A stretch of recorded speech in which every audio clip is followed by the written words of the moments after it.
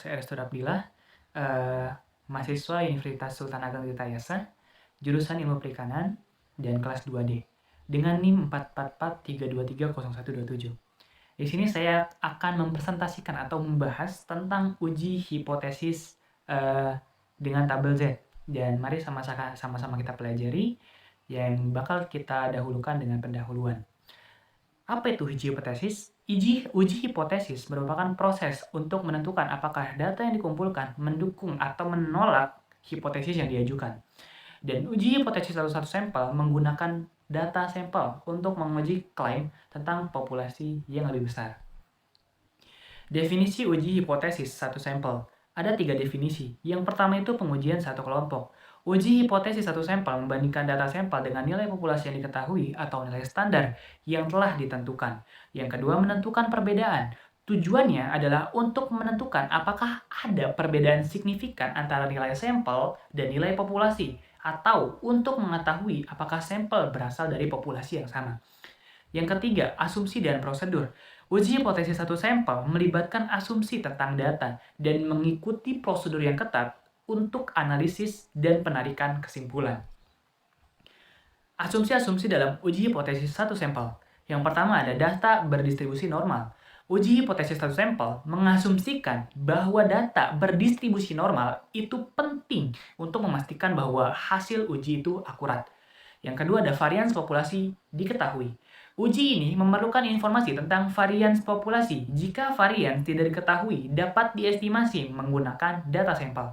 Dan yang ketiga, data independen. Data yang digunakan dalam uji hipotesis harus independen. Ini berarti bahwa satu titik data tidak mempengaruhi titik data lainnya. Lalu ada prosedur uji hipotesis satu sampel dengan uji tabel Z. Yang pertama menentukan hipotesis 0 dan hipotesis alternatif. Tentukan hipotesis 0 dan hipotesis alternatif yang akan diuji.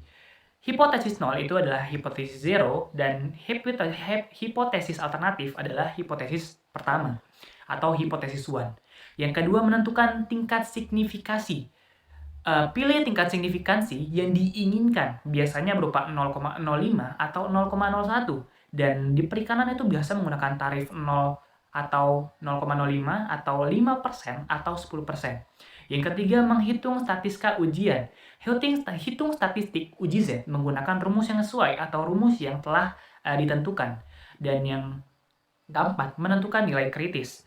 Apa itu? Tentukan nilai kritis berdasarkan tabel nilai Z untuk tingkat signifikasi yang dipilih. Dan yang kelima, membuat keputusan. Bandingkan statistik uji dengan nilai kritis untuk membuat keputusan apakah itu bisa masuk dalam hipotesis 0 atau hipotesis 1. Prosedur ini melibatkan langkah-langkah yang sistematis untuk menguji hipotesis tentang populasi berdasarkan sampel yang diambil. Langkah-langkah ini membantu penelitian dalam menentukan apakah ada bukti yang cukup untuk menolak hipotesis atau menerima hipotesis. Ada contoh soal uji hipotesis satu sampel dengan uji tabel Z. Yang pertama, menentukan hipotesis 0 dan alternatif. Misalkan, kita ingin menguji hipotesis bahwa rata-rata tinggi badan mahasiswa di suatu universitas adalah 170 cm. Hipotesis 0 atau H0 adalah mu sama dengan 170 cm. Sedangkan hipotesis alternatif H1 adalah mu sama dengan tidak 170 cm. Yang kedua, menentukan tingkat signifikansi. Tingkat signifikansi atau alfa adalah probabilitas menolak hipotesis 0 ketika hipotesis 0 benar. Misalkan alfa sama dengan 0,05% atau 0,05. Berarti kita memiliki 5% probabilitas untuk menolak hipotesis 0 ketika hipotesis 0 benar. Yang ketiga, menentukan statistik uji. Statistik uji ada nilai yang dihitung dari data sampel dan digunakan untuk menguji hipotesis 0. Dalam uji tabel Z, statistik uji adalah Z sama dengan X alpha sama dengan min mu dibagi rho dibagi akar N, di mana X ini adalah rata-rata sampel dan mu adalah rata-rata populasi dan rho adalah standar deviasi populasi dan N adalah ukuran sampel.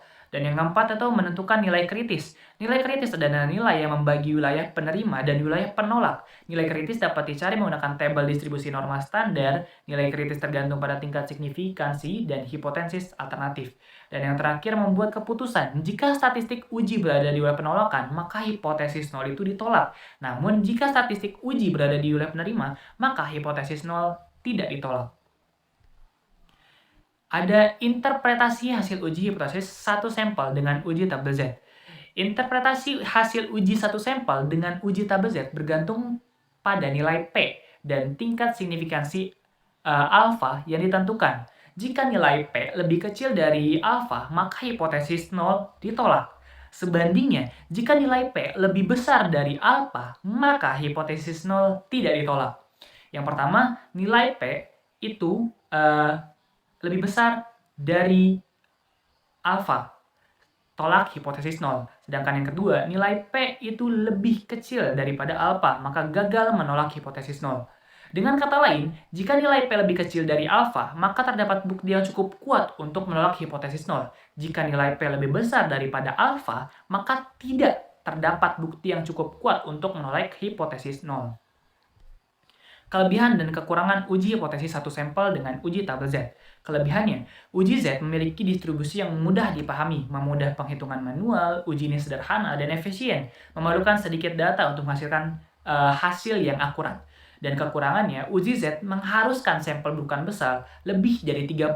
Data harus berdistribusi normal, jika tidak hasilnya tidak bisa akurat, sensitif terhadap outlier yang dapat mempengaruhi hasil analisis. Namun, bagaimana jika kurang dari 30? Maka kita harus menggunakan tabel T untuk bisa menguji hipotesis satu sampel tersebut. Apakah uji hipotesis satu sampel dengan uji tabel Z dalam kehidupan sehari-hari? Apa kriteria aplikasinya? Yang pertama itu analisis data bisnis. Uji hipotesis satu sampel dapat digunakan untuk mengevaluasi kinerja bisnis seperti membandingkan penjual tahunan ini dengan tahunan sebelumnya atau memereksi efek kampanye pemasaran. Yang kedua ada survei dan penilaian. Uji hipotesis satu sampel membantu menentukan apakah ada perbedaan signifikan antara hasil survei dan nilai populasi yang telah diketahui. Perkembangan produk. Pengujian hipotesis dapat digunakan untuk membandingkan kinerja produk baru dengan produk yang sudah atau mengevaluasi efektivitas desain produk. Yang keempat atau yang terakhir, kesehatan dan kedokteran. Uji hipotesis satu sampel dapat digunakan untuk menilai efektivitas obat baru atau untuk membandingkan hasil pengobatan dengan hasil yang diharapkan. Perbandingan uji hipotesis satu sampel dengan uji hipotesis lainnya. Uji hipotesis dua sampel. Uji hipotesis dua sampel membandingkan dua kelompok data. Perbedaan utamanya adalah adanya dua kelompok data yang dibandingkan, jadi bukan satu. Yang ketiga, uji ANOVA. Uji ANOVA digunakan untuk membandingkan lebih dari dua kelompok data. Ini cocok untuk data dengan lebih dari satu faktor yang mempengaruhi hasil. Yang ketiga itu uji hipotesis berpasangan. Uji hipotesis berpasangan digunakan untuk data yang melebihi hubungan. Khususnya itu kayak misalkan membandingkan nilai uji sebelumnya dan sesudah pelatihan. Biasanya ini kayak dalam pelatihan sesudah dan sebelum. Jadi ada before dan after. Dan yang keempat atau yang akhir itu uji chi-square. Uji di chi-square digunakan untuk membandingkan proporsi antara dua variabel kategorikal. Misalkan membandingkan preferensi produk antara pria dan wanita. Kesimpulan dan saran. Uji hipotesis satu sampel dengan uji tabel Z merupakan metode yang bermanfaat dalam menguji perbedaan nilai rata-rata populasi dengan nilai rata-rata sampel yang diketahui. Dan penting untuk memperhatikan asumsi, uji, dan memilih uji statistik yang tepat untuk data yang digunakan. Jadi segitu saja yang bisa saya sampaikan. Kurang lebihnya mohon maaf. Wabillahi taufik wal hidayah. Wassalamualaikum warahmatullahi wabarakatuh. Dan jika ada kesalahan, mohon komentar di bawah ya. Bye-bye.